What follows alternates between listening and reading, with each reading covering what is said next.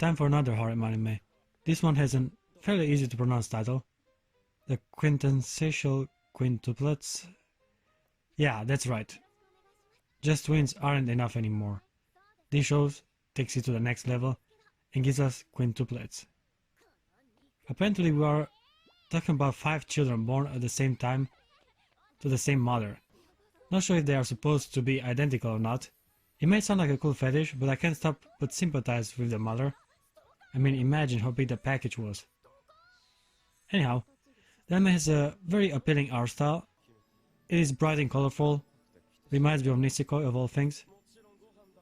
One notable thing to add, before touching my briefs on the story, is that unfortunately the show has very little fan service so far. I know it's not an ecchi, but no nudity here and there either. Harem anime are all about the girls and how they act like cats in heat to the protagonist. Their personality in game, it's what keeps the show going. But the fan service is a crucial element that enhances the experience. And it's a shame that this title has so little of it. Now that I gave you the overall picture, let's dive right into the story. The show starts with the main character getting married to some redhead. Not the beginning I was expecting. We're already talking about marriage, but it all quickly dispersed into the mundane life of our protagonist. Here comes the harem king, and I gotta say, lately, it seems like we're starting to have some standards when it comes to these guys. He's not unusually handsome or anything, but he is relatively good looking.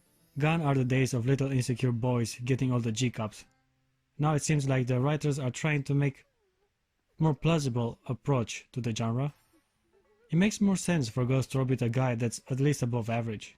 Well, he is way above average when it comes to his grades. This guy is a study machine, getting perfect score on many of his exams. A trait that will come in handy right away as he accidentally bumps into the hottest girl in school. You see, her huge tits, good looks and money makes her undesirable by boys, so she kinda is of an outcast and has to eat alone. Extra points for realism. It turns out that she isn't that bright and has difficulties with her studies. Upon discovering the flawless grades of our protagonist, she asks him for help. He rudely refuses her request, which will turn out to be at his detriment.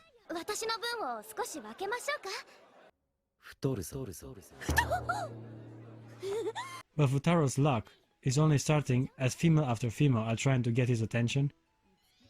So many attractive girls are approaching him because he is good at studying. But you see, it all works out well, cause Futaro just got the job to be a tutor to the girl he just rejected at the beginning. Little did he knew that all the sexy females he encountered that day are actually her sisters. Hence the title, Quintessential Quintuplets. Our protagonist has to teach 5 hot female siblings some biology. Let's take a closer look at our girls. Let's start with what they have in common first. They're all lazy bums that have little to no interest in their school grades, and despite hair color variations and accessories, they look very similar to each other. Futaro on many occasions can't tell the difference.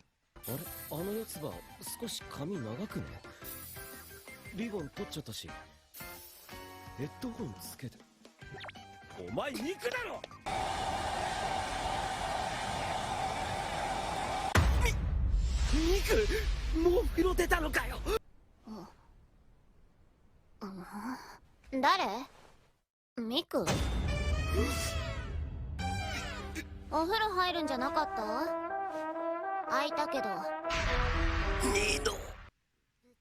They all have blue eyes, even the main character, which is sort of unusual even in anime. Where the girls definitely differ is with their personalities.